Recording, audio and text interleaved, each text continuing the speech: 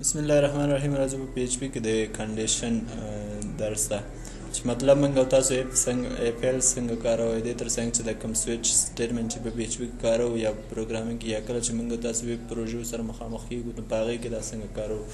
نو راځو کنډیشن سټیټمنټ دې ته ویل کېږي. مطلب که ته چېرته شرط ورکړې هلته شرط ورکړې چې دا کار وشو نو داسې وکړه که نه داسې وشو که نه داسې وکړه که نه داسې وکړه مطلب شرطونه ورکړې هغې شرط ته په کتو سره دا پروګرام اجرا کېږي.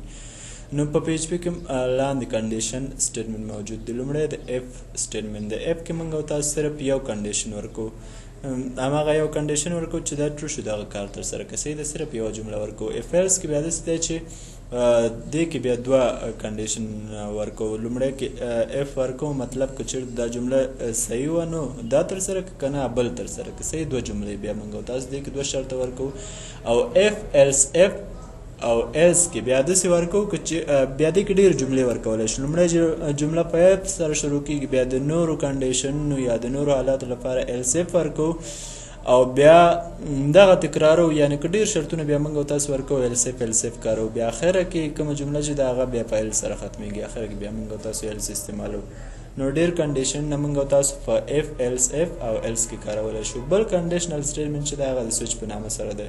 دې کې د بلاک په توګه کوډ ویشل کېږي، بیا هغې کې چې د اجرا کېږي. لومړی اوس که دلته تاسو موږ او تاسو وګورو د اف ایلس اف او ایلس کوم سټیټمنټ چې دی دې کنډیشن ته ګورو. لومړی کې موږ او تاسو یو کنډیشن ورته ورکو، کنډیشن ورکو په فرضاً اف کې کنډیشن ورکو، بیا هغه کوډ چې اجرا کېږي هغه ورکو او وروسته له قوس نه بیا ایلس اف ده. بیا دې کې کنډیشن بل کنډیشن ورکو، بیا همغه جملې چې که چېرته دا کنډیشن صحیح و نو بیا دا لاندې کوډ اجرا کېږي او که نه بیا آخره کې کوم هغه چې ده ایلس اجرا کېږي.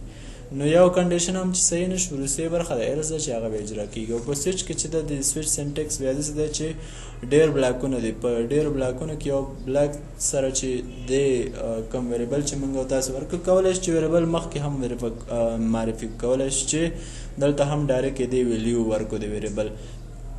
نو دلته موږ ویلیو ورکو او دې کې چې کوم کیسونه دي چې هر یو کیس سره دا برابر شي نو هغه بیا اجرا کېږي. نو کیس موږ او تاسو ورکو، بیا هغې کې هغه کوډ ورکو، بیا که چېرته دا جمله صحیح وه بریک کړه مطلب دغه نور کوډ مه اجرا کوه، که نه بېرته بیا بل یو ته لاړ شه. بیا بل یو کیس کې هم داسې ده چې هغه کیس بیا لومړنی کیس صحیح نه شو راځي دوم کیس ته لیبلټي ته. نو بیا دې کې هم که چېرته دا صحیح شو دا کوډ اجرا کېږي او که نه بیا درېیم ته په همدې شکل سره تر اخره پورې بریک هم له ځان سره اخلي. کیس بیا اجرا کېدونکی کوډ بیا بریک، بیا اخره کې چې ډیفالټ په نامه سره سټیټمنټ لري. نو راځو موږ دا لوب چې دا وروسته وایو دې پریکټیکل کار ته یا عملي کار ته. موږ به راشو لومړی به راشو سی کې به یو شی جوړ کړو، سی کې به یو ډرایو جوړ کړو. را به شو زم ته، زمز کې به ایچ ټي ډاکس ته راشو او دلته به یو فولډر جوړ کړو فرضاً د پروجیکټ په نامه سره، هر نوم چې تاسو ورکوئ پروجیکټ په نامه سره یو فولډر جوړو. ښه دا فولډر هم جوړ کړو. دې نه به لاړ شو موږ به څه وکړو زم به هم چالان کړو ځکه د پی ایچ پي لپاره باید زم رن اوسي. نو زم هم چالانه و، دا به هم سټارټ کړو، دا به هم سټارټ کړو. بله خبره دا ده چې راځو یو ټکس ایډیټر ته فرضاً سبلایم ته. زه همغه فولډر دلته اوپن کوم، فولډر به اوپن کړي دلته چې کوم یو فولډر کې تاسو جوړ کړی دی. نو را به شئ سی ته، سی کې مو فولډر جوړ کړی، بیا زم ته، بیا ایچ ټي ډاکس کې موږ او تاسو ټول فایلونه په ایچ ټي ډاکس کې موجود دي او ما فولډر د پروجیکټ په نامه سره جوړ کړو، دا به زه اوپن کړم. دلته اوس ما کوم فایل کوم شی نشته نو زه یو نوی فایل جوړوم په کوم نوم سره index.php په نامه سره. ایکسټنشن باید php واخلي. صحیح دغه فایل ما لپاره جوړ شو. دا دی اوس زه php کوډ چې دا په دې علامې سره شروع کوم او بیرته په سوالیه او کلوزینګ ټک سره بندوم. زه دلته اوس یو شرط ورکوم، فرضاً زه د عمر لپاره یو شرط ورکوم چې ایج یو ویریبل معرفي کوم د ایج په نامه سره. دې دغه کمپاوند چې دا به هم یو څه زیات کو تر څو موږ ته ښه ښکاره شي. موږ کولی شو چې په پلس پلس سره یې غټ کړو. نو یو ویریبل مې معرفي کړ د اچ په نامه سره، دا مساوي کو له څو سره، فرضاً دې ته ویلیو ورکو 20.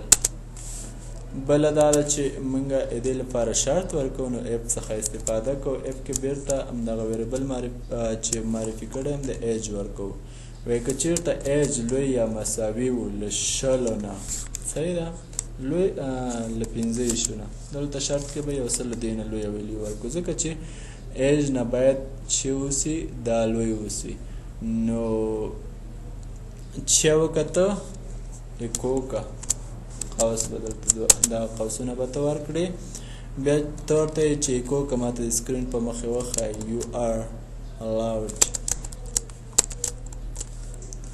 you are allowed to see movie. صحیح، مووي یا چارج تاسو ورکوي، دلته به سیمیکالن ورکوي، سیمیکالن هم یادونه دا به کنټرول اس کې را بشي براوزر ته.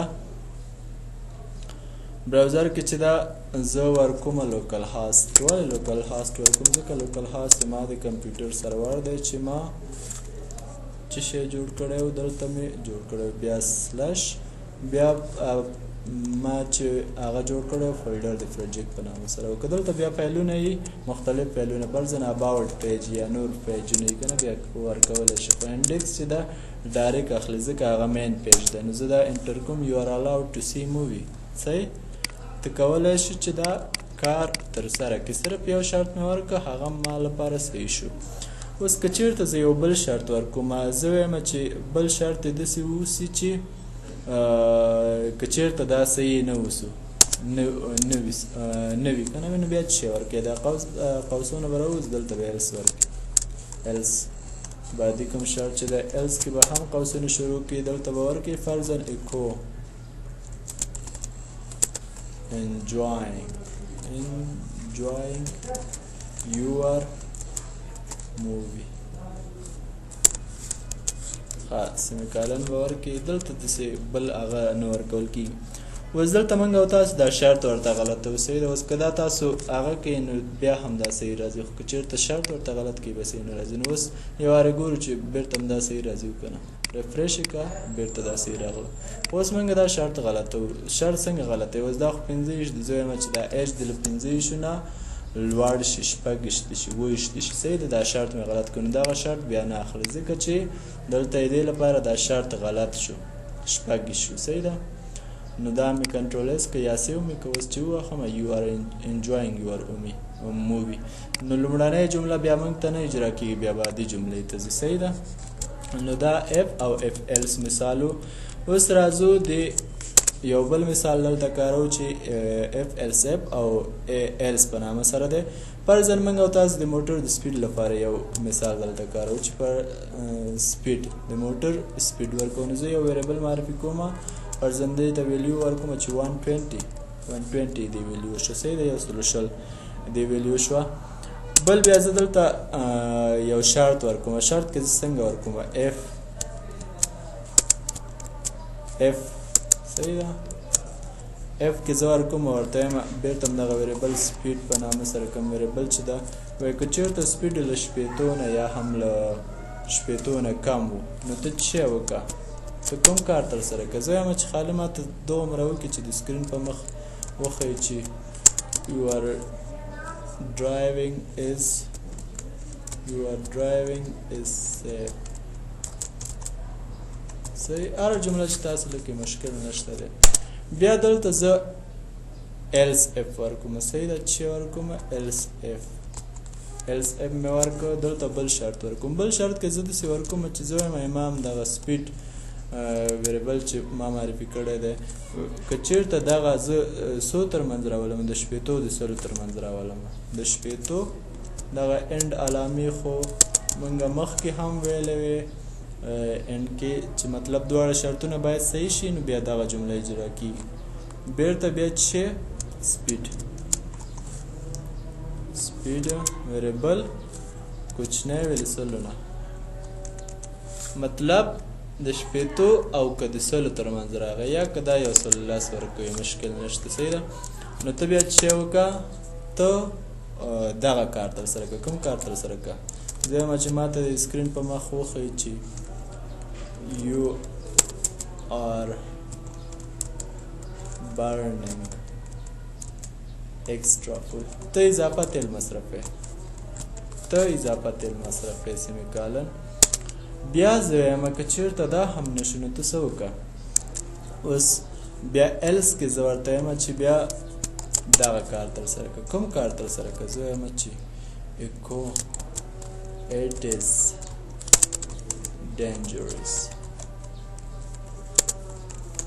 صحیح سیمیکالن اوس که موږ او تاسو وګورو ښه لومړی شرط خو داسې و چې شپېتو نه که سپیډ کم وي نو ما ته دا ولیکه بیا داسې ویلو چې د شپېتو یو سل لس ترمنځ بیا دا ولیکه که چېرته بیا څه وسي مطلب دی که یو هم نه وسي نو بیا ما ته دا جمله ولیکه ایلس کې اوس که دلته موږ او تاسو وګورو ویریبلز کې سپیډ خو له شپېتو نه کم نه دی زیات دی که نه دا شرط د دې لپاره غلط شو دا شرط هم چې د شپېتو یو سل لس ترمنځ دی دا هم یې دې لپاره غلط شو نو وروستۍ جمله به موږ ته اجرا کېږي چې به اجرا کېږي it is dangerous کنټرول اس کوم سیو کومې زه راځمه ګوره it is dangerous هغه وروستۍ کومه جمله چې وه هغه یې ما لپاره اجرا شوله اوس که دا زه شرط کې غلط کړمه شرط کې زه څه ورکوم 50 ورکوم زه وایم چې لومړنی شرط یې ما لپاره صحیح شي سپیډ دې له شپېتو نه کم شي نو زه دا کنټرول اس کوم راځمه ریفریش your drive is safe your driving is safe say yeah you driving safely say that you driving safely say نو دا جمله راځي اوس که شرط بیا زه دوم حالت ته کوم نو دوم حالت کې زه فرضاً وایم چې 80 شپېتو د یو سل لس ترمنځ اتیا راغله که نه نو زه دا کنټرول اس کومه سیو کومې اوس راځم دا ریفریش کومه بیا راځي you are burning extra fuel صحیح بیا راته په دې کې راځي نو هر یو شرط چې بیا تاسو ورکوئ همغه شرط پکې راځي نو دا اف ایلسف او ایلس کوم یو شرطونه چې وو د هغه یو مثال شو راځو موږ او تاسو د سویچ یو مثال کارو سویچ کې موږ او تاسو فرضاً ورکوو چې د کالر لپاره یو مثال جوړو د کالر لپاره لومړی به زه یو ویریبل معرفي کوم چې فیورټ کالر صحیح دلته زه ورکوم ریډ ولې مې قوسو کې راوسته ځکه چې دغه ویلیو چې زه غواړم دا باید سټرینګ وسي سټرینګ چې راغی نو ډبل کوټیشن کې زه دا راولم د سویچ په نامه سره زه جمله کارومه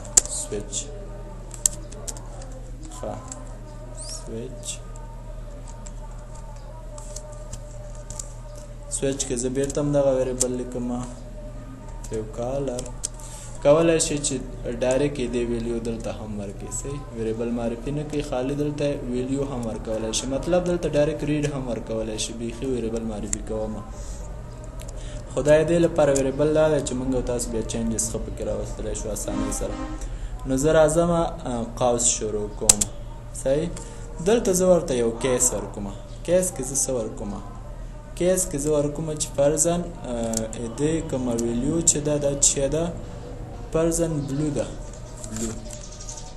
نو دلته بیا چې دا ما ورکړله دې کې بیا زه څه ورکومه دوه نقطې ورکومه یا هم کالم چې ورکړه کیس ون کې زه وایم که چېرته بلو اوسي نو ته ماته یې کوکه چیک وکړه your favorite color is blue صحیح دا ماته یې کوکه بیا وروسته تر سره که بیا بریک که مطلب که دا کار د صحیح تر سره شو یا دا کار د صحیح و نو ته بریک تر سره که صحیح ده که چېرته بیا هم صحیح نه و ته بل کیس ته لاړ شه شکه بل کیس ته لاړ شه نو بل کیس کې زه څه ورته وایم زه وایم چې بل کیس کې ته دا کار تر سره که چې دغه رنګ ځان سره ریډ واخله صحیح کالم بیا اکو کې زه ورته وایم چې your favorite color is red صحیح بیا چې مطلب دا صحیح شو نو ته چې وکړه بریک تر سره که سیمیکالن که چېرته دا هم صحیح نه و ته بل کیس واخله بل کیس کې زه څه وایم بل کیس کې زه وایم چې دلته چې ورکه ګرین ورکه ګرین صحیح ما ګرین ورکه دلته به زه کالن ورکم دلته که دا ګرین شو نو ته ماته دغه کار ترسره کړه کوم کار ترسره کړه زه وایم چې دا راته سکرین په مخ وښایه چې your favorite color is green صحیح دا به زه هم بریک کمه اوس دغه دوه درې رنګه ما ورکړه اوس که دې کې هم یو هم صحیح نه شو نو وروستۍ مرحله کې ته څه وکړه ډیفالټ یې کړه ډیفالټ ښه AULT راځي فکر سره ډیفالټ کې به هم زه کالن ورکمه نو دلته بیا زه داسې ورکومه چې فرضاً دلته هم زه یو میسج وکړم چې هغه کار ترسره نه شو نو دا کار ترسره کړه نو your favorite color is neither blue green nor red دا میسج ما ورکړه خو دلته اوس که تاسو وګورئ لومړی کې سویچ کې فیورټ کالر ریډ ورکړی که نه نو تا ته به کوم کیس ترسره شي ریډ به ترسره شي لومړنی کیس نه ترسره کېږي ځکه چې دا بلو نه دی هلته تا ریډ ورکړی بلو نه دی نو دغه جمله به تا ته نه اجرا کېږي دې نه به دا بریک نه ترسره کېږي راځي بل کیس چې راغی دا له دې سره مساوي کېږي او تا ته سکرین په مخ چې ښیي your favorite color is red او بیا دغه جمله بریک کېږي او دا باقي کوډ ته نه ځي صحیح ده باقي کوډ ته یا وروستي کوډ ته نه ځي زه به دا کنټرول ایس کوم براوزر ته به راشم دا به هغه کوم your favorite color is red ستا د خوښې رنګ چې دی ریډ دی سور دی نو کولی شو چې موږ او تاسو دغه ویریبل چینج کړو ورته زه ورته وایم چې فرضاً ماته یې څنګه که بلو که بلو نو دا به راته بلو شي زه دا کنټرول ایس کوم راځم دا ریفرش کوم اوس به دا وایي چې your favorite color is blue ستا د خوښې رنګ بلو دی او که اوس زه ګرین کمه نو ماته به دغه جمله اجرا کېږي صحیح ده your favorite color is green نو دغه جمله به ماته اجرا کېږي زه به دا کنټرول ایس کوم او دا به یې کوم your favorite color is green اوس که زه دې کې داسې یو رنګ ورکړم چې دې کې یو هم موجود نه وي فرضاً یالو زه ورکړمه زیړ رنګ ورکړم نو زیړ رنګ لپاره خو زه کوم کیس نه لرم نو ماته به هغه وروستۍ جمله اجرا شي چې ډیفالټ کې ما ورکړی وه چې your favorite ښه کالر ما نه دی ورکړی کالر از neither blue green nor red یو هم نه دی صحیح یو هم نه دی ستا د خوښې رنګ یو هم نه دی نو دا جمله د ډیفالټ چې ده دا به ماته اجرا شي نو دغه وایي موږ او تاسو د سویچ مثال اف او اف ایلس او اف ایلس اف او اف چې و هغه هم مخکې وولې نو دغه کنډیشنل سټیټمنټ چې موږ او تاسو مثالو سره ویلې نو د نن ورځ درس تر همدې ځایه تر بیا